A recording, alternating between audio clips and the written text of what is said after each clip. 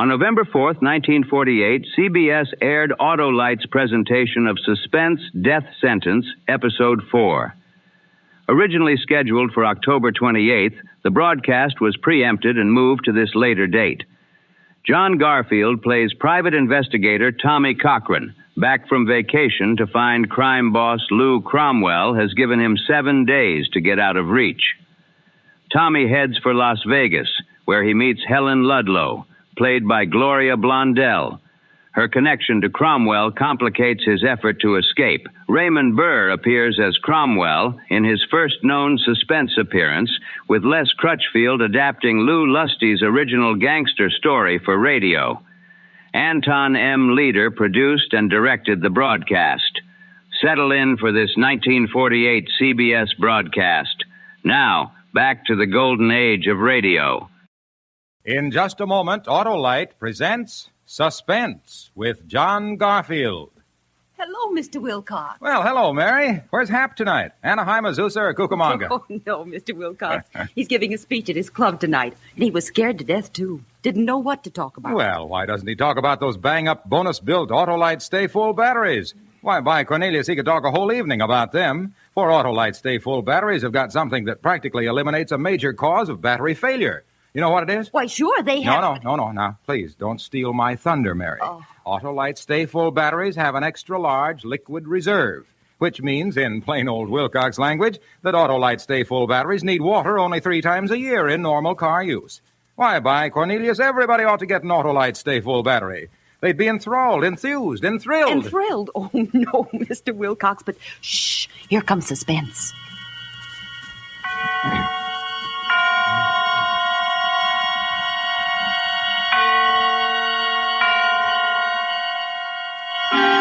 Suspense.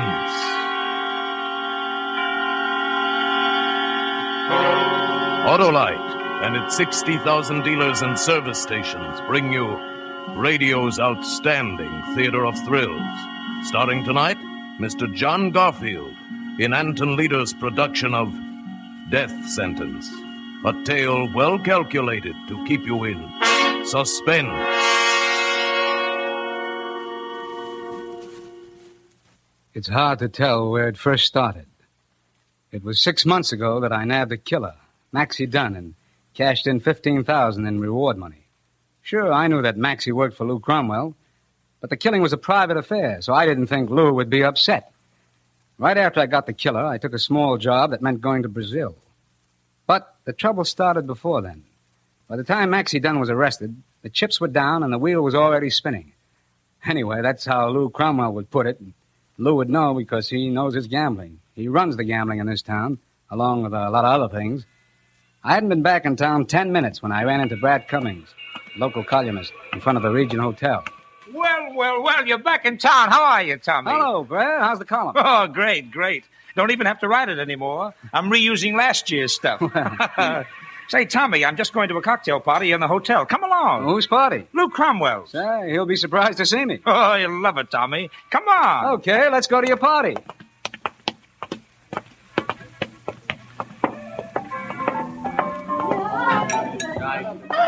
here's Tommy Cochran. Hiya, Tommy. Hiya, Tommy. What do you say, fella? What do you know? Well, it doesn't look like Lou's shown up yet. Well, what's he celebrating? Well, he hasn't said yet.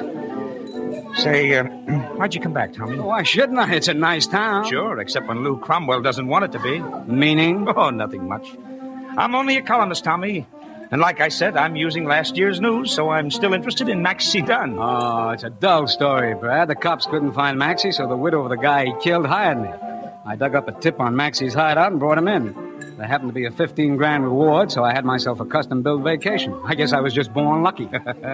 Lou may think you ought to die the same way. I can take care of myself. Besides, why should Lou worry about it one way or the other? Well, you have done some work for him. Well, sure. I'm a private investigator. I work for anybody who'll pay me as long as the job's on the level. And those I did for Lou were, too. You don't have to argue with me, Tommy. But I told you a year ago not to get mixed up with Lou.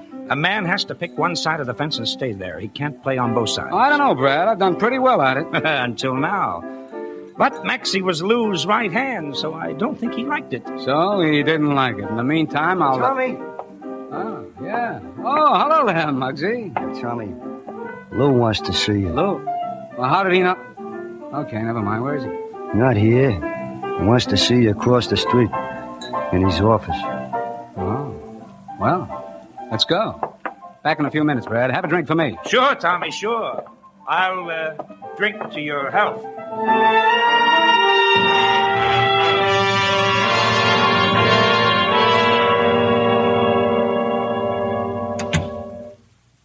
How are you, Lou? Hello, Tommy. Nice to have you back with us. Nice to be back, Lou. Seems to me you heard pretty fast about me being in town. You know how it is, Tommy. People drop in here and gossip, and I hear things.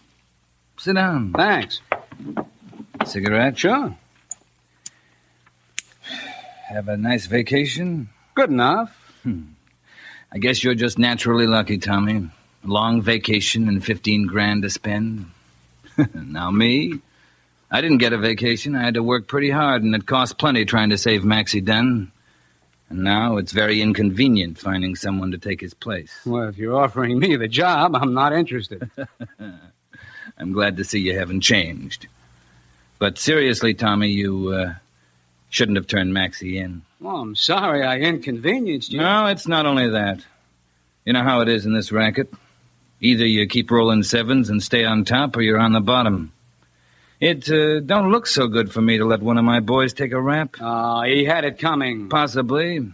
Maxie was dumb to pull that personal job. But if I let you come in and grab off my boys, somebody will start thinking that Lou Cromwell is slipping. Oh, I never thought of that, Lou. What's the pitch? And let's see. Maxie goes to the gas chamber in 7 days. That's just how long you have to live, Tommy. What? Lou, you're punchy. Maybe. But you and Maxie are going out together. Now, look. You've got 7 days, Tommy. No more. You can take care of the job yourself then, or we'll handle it for you when the time's up. Play it your own way. I could get the DA in my corner. I don't think so, Tommy. You and I have just had a friendly talk. Nobody's made any threats. Besides, you won't win playing that way. Maybe.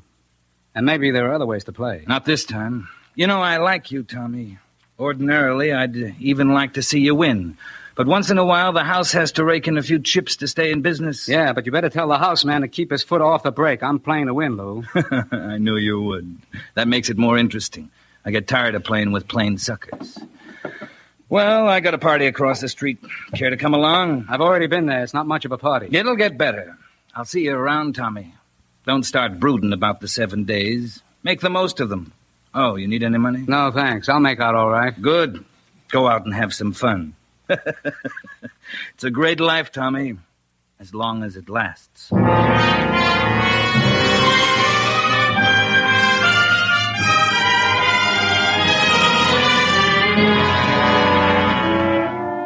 For Suspense, Autolite is bringing you Mr. John Garfield in radio's outstanding theater of thrills, Suspense.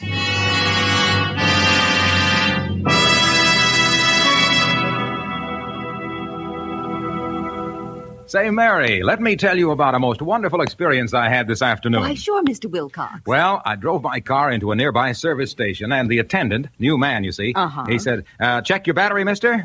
Well, by Cornelius, this is the chance I've been waiting for ever since my grandfather traded his horse for a Stanley steamer. Dear. Young man, I says, that gorgeous hunk of battery you're looking at is an Autolite Stay Full. Why, that Autolite Stay Full battery hasn't needed a drop of water for months. And I'll bet you a $40 fedora it doesn't need water now any more than a goldfish needs a raincoat. Did he take your bet, Mr. Wilcox? I should say not. Bub, he says to me, you can't trick me. I'm an Autolite dealer. Why, I'd rather bet a barrel of bucks on a three-legged horse than bet an Autolite Stay Full battery needs water. What's more, says he, that Autolite battery is built to last longer than batteries without Stay Full features. It's got oversized electrical capacity, plus fiberglass insulation, and it's one of over 400 automotive, aviation, and marine parts made by the Autolite people in their 26 nationwide plants. Chew on that a while, mister. He says to me, imagine the nerve of this guy, Mary, stealing my sales talk. Me, Harlow A for Autolite Wilcox. Well, you just go feel sorry for yourself, Mr. Wilcox, while I listen to Suspense. And now, Autolite brings back to our Hollywood soundstage Mr. John Garfield as Tommy Cochran in Death Sentence, a tale well calculated to keep you in suspense.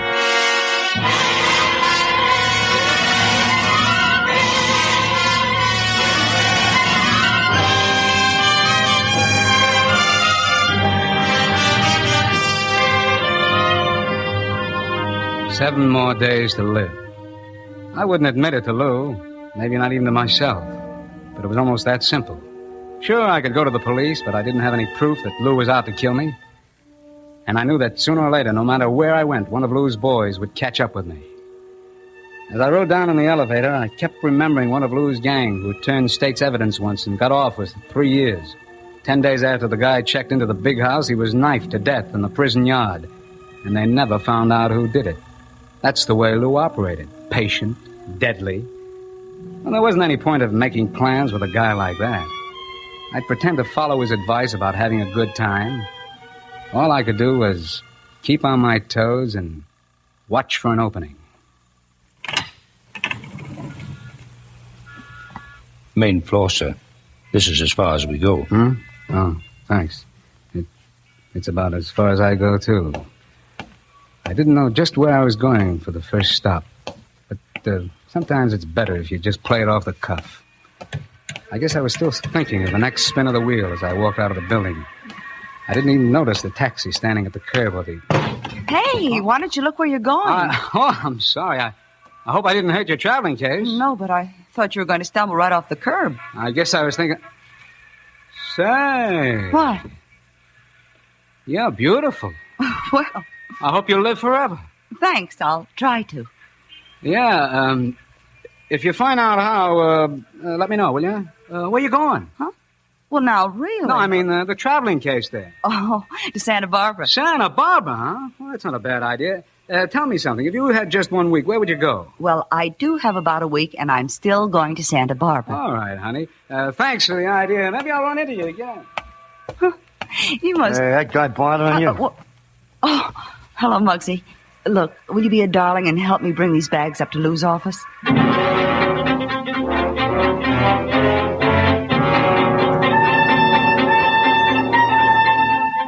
I threw a few things into a bag and headed for Santa Barbara. Seemed like a good place to wait for that opening. Lou would never think of me going to a pleasure resort so near. Anyway, 3 hours after I left Lou's office, I was on a plane bound for Frisco. That's right, San Francisco. When I got there, I rode around for an hour and a half in 3 different taxis, then caught another plane out for Salt Lake. From there, I swung back to Santa Barbara, checked in at the Swank Ocean Club Hotel. I was pretty sure I'd shaken anybody who may have been watching me. I could count on maybe 2 days before Lou's boys caught up with me, and by that time, I might have a plan. I wandered around on the beach a while, keeping my eyes open for the other reason I had picked Santa Barbara, and then, when I went inside, I saw her, sitting there at the bar. It was the same girl, and she was alone. Well, I beg your Hello there. Oh, it's you. So you did come to Santa Barbara. Well, you told me, remember? I only suggested that... Yeah, I know, I'm kidding. Mind if I join you? Please do. I'm Tommy Cochran. Oh, hello, Tommy. My name's Helen Ludlow. Helen, huh? Maybe it's silly, but I was feeling like a kid in the wrong schoolhouse. Until I saw you sitting there. I know that sounds like the usual... No, I know what you mean. In fact, I felt the same way. Good. So now we're both happy. I guess we are. Are you here on vacation? Not exactly. I retired yesterday. What about you? I guess I retired, too, in a way. I've seen you somewhere, Helen, but I just can't remember. Probably in a show. I'm a dancer. Sure, that's it. And Top of the Roof last fall. Bad guess. That was my kid sister. She had a second lead in it. I'm strictly chorus. Strictly chorus?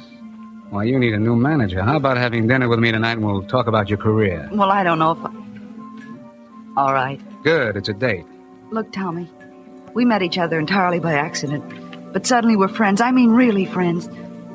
At least, I feel that way. Yeah, I know what you mean. Go on, Helen. But we don't know anything about each other, and that's the way it's got to be. I won't ask any questions, Tommy, and I can't answer any. If we keep it like that, then maybe everything will be all right. Okay, it's a deal.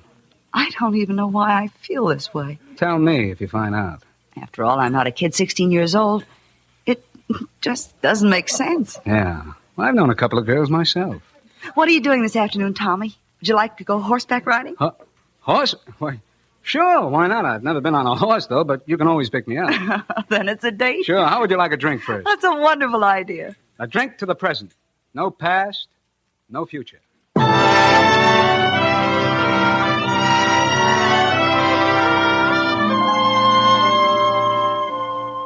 So Helen and I rode horseback in the afternoon, had dinner together, and then danced until early morning. It was great, except that it's hard to be with a girl like that and not talk about the future. I wanted her in my future, only I didn't have any. Maybe she sensed it. I hadn't seen any of Lou's boys. I kept looking around trying to spot them, thinking maybe the guy next to me might even be the one. I kept trying to forget them, and it wasn't too hard with Helen around. She was someone I'd been looking for all my life. And now maybe I'd found her too late. Every minute had to count. And I was still waiting for an opening.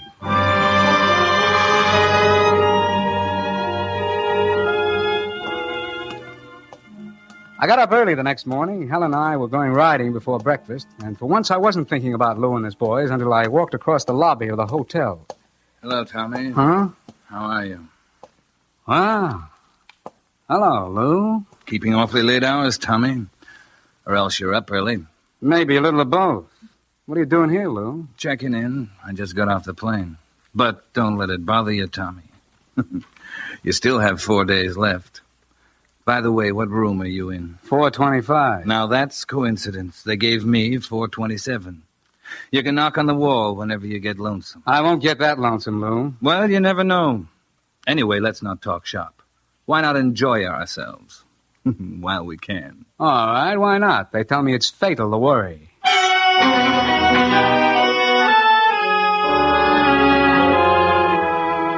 I didn't see him again that day.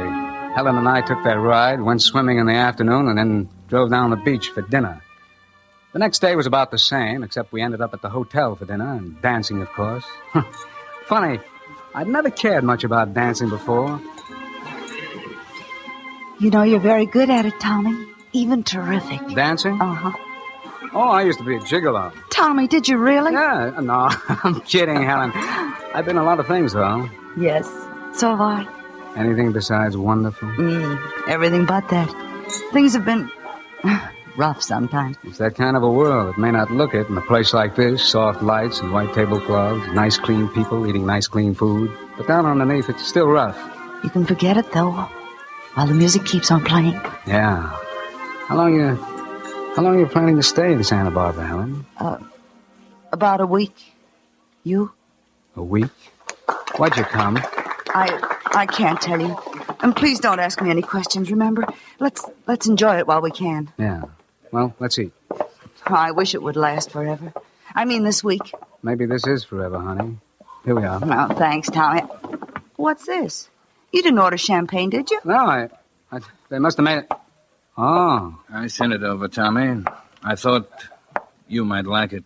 Nice of you, Lou. Thanks.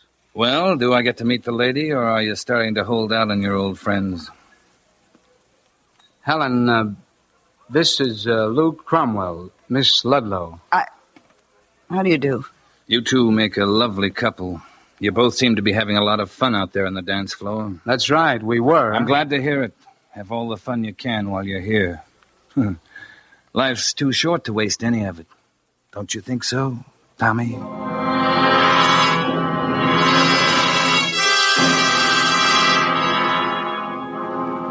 Well, 3 more days went by. I was still on my toes, but nothing had opened. I was like a fighter whose opponent wouldn't come out of his corner.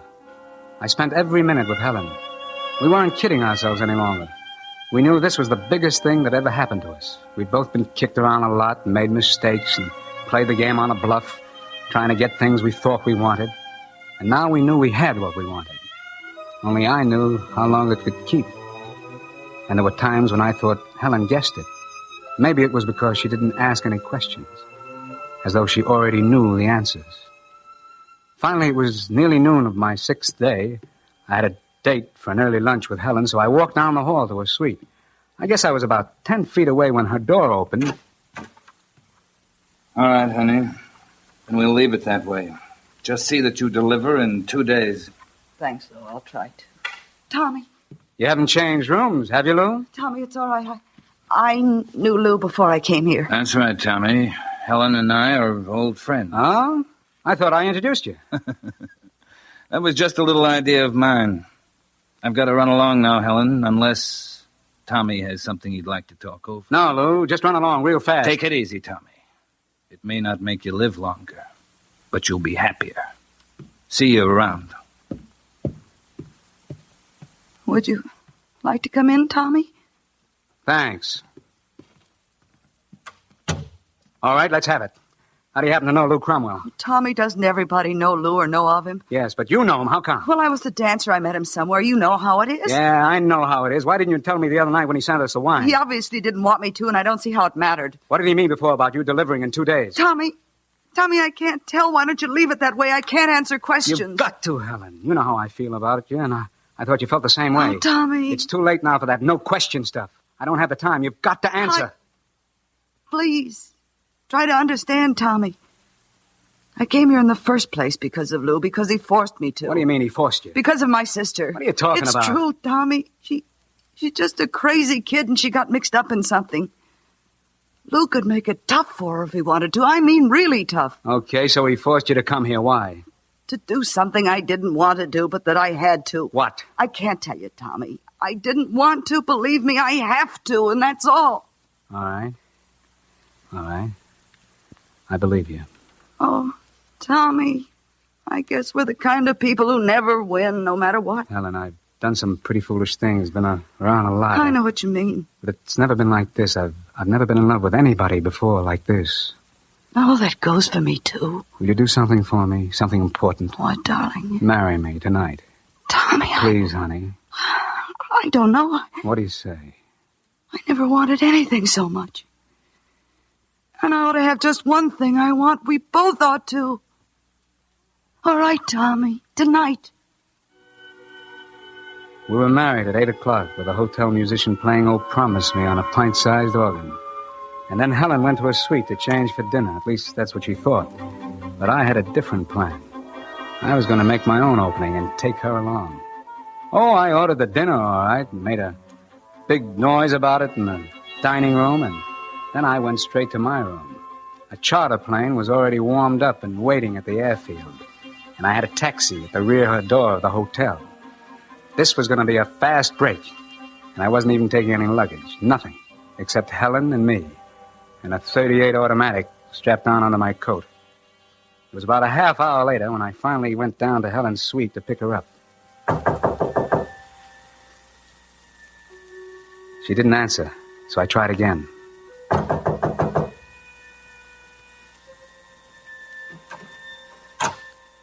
The door was unlocked. Helen?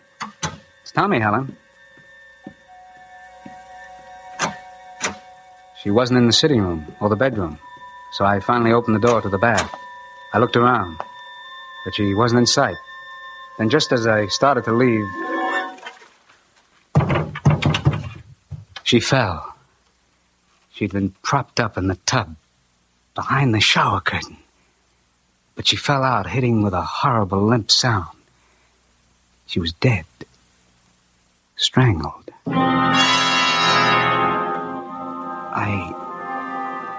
I stepped out and pulled the bathroom door shut, using my handkerchief to wipe off the knob without even thinking. I didn't feel anything, except maybe a numbness that still hurt. Lou had seen how I felt about her, so he'd done this, or had it done. I tried to brush the fog out of my eyes and think not about her lying in there, or what might have been. No, I wasn't even thinking about my 7 days. I had something else on my mind. Finally, I stepped out into the hall and started for Lou Cromwell's room. But I had only gone a few steps when I heard two guys coming, and they sounded like cops. I stepped into the hall linen closet and pulled the door shut. Some guy calls up and says this dame was just been killed, and we'd find the killer still there. I don't know. I got it then. Lou had not only killed Helen, he called the police and said I did it. It didn't take long to reach his room. Oh, it's you, Tommy. I thought it was one of the boys. No, it's me, Lou. I'm a little surprised at this visit, Tommy. Where's your new bride? Why'd you do it, Lou? Oh, you've already been there then. I thought you'd stick around longer after you found things. So the cops would get there? Well, something like that, maybe. You didn't have to do it that way, Lou. Not to her. Why'd you do it? You mean you don't know? You should have gone back to that party with me last week. Why? Because then you'd have found out about my surprise, Tommy.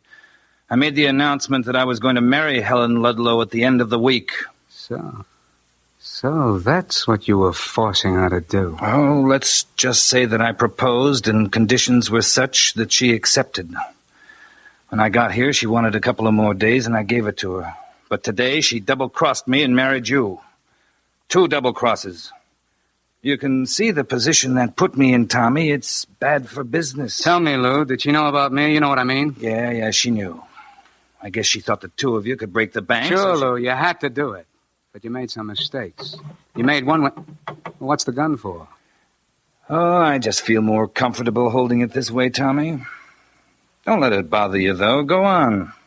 What were my mistakes? One of them was not thinking I'd come here to your room and find you alone. But the big one was when you killed Helen. You shouldn't have done that. Well, now, Tommy, don't let it get you down. Maybe I can fix it. It's too late now. We've all had our last chance. The way you'd put it, the bets are all down. And the wheel's starting to slow up. Well. Maybe you can tell me what number it's stopping on, Tommy. Sure, Lou. The house takes everything. What? It's already stopped on 00.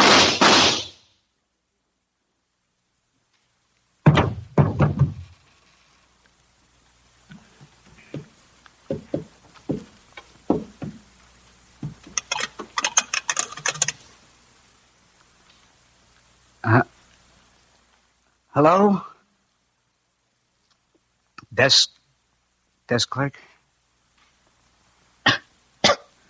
I'm a stranger in town. How do I find the chief of police?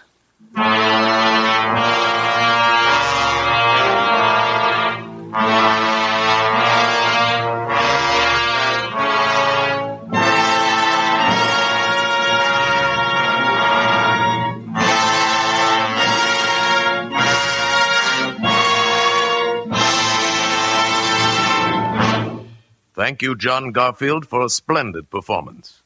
Mr. Garfield will return in just a moment. Mr. Wilcox, you look all out of breath. Did Suspense get you? Me? Out of breath? Why, I only need 3 breaths a year in normal Wilcox use. What? I mean, Autolite stay-full batteries need water only 3 times a year in normal car use. My, I'm glad you got that straightened out. Well, friends, here's something I'm really straightened out about. If you mean to make the most of your next battery buy, if you want to practically banish one cause of battery failure, then hie yourself down to your nearest Autolite dealer bright and early tomorrow morning and get your car a brand new Autolite stay-full battery. Why, your friendly Autolite dealer will be downright delighted to put a wonderful, dependable Autolite stay-full battery in your car. Don't delay. Get your ding-dong daisy of an Autolite stay-full battery right away. And friends, remember, Autolite means batteries. Stay full batteries. Autolite means spark plugs. Ignition engineered spark plugs. Autolite means ignition system. The lifeline of your car.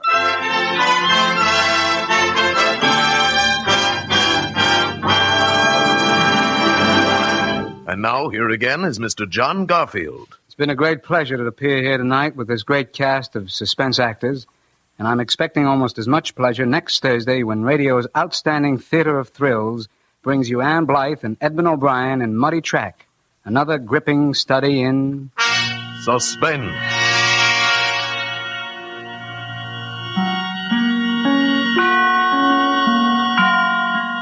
John Garfield will soon be seen starred in the Roberts production Force of Evil, presented by Enterprise Studios and released through Metro-Goldwyn-Mayer. Tonight's suspense play was written by Lou Lusty and Les Crutchfield, with music composed by Lucien Moraweck and conducted by Lud Gluskin. The entire production was under the direction of Anton M. Leader. In the coming weeks, Suspense will present such stars as Rosalind Russell, Agnes Moorehead, and Ronald Coleman. Make it a point to listen each Thursday to Suspense, radio's outstanding theater of thrills. And next Thursday, same time, hear Edmund O'Brien and Ann Blythe in Muddy Track.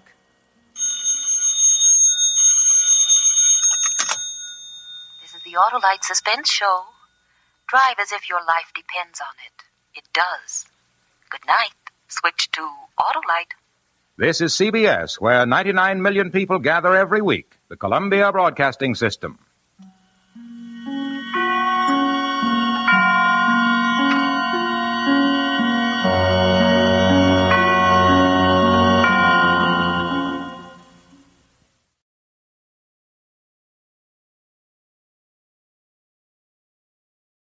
This 1948 Suspense presentation was Death Sentence, featuring John Garfield. Follow Suspense for more classic broadcasts.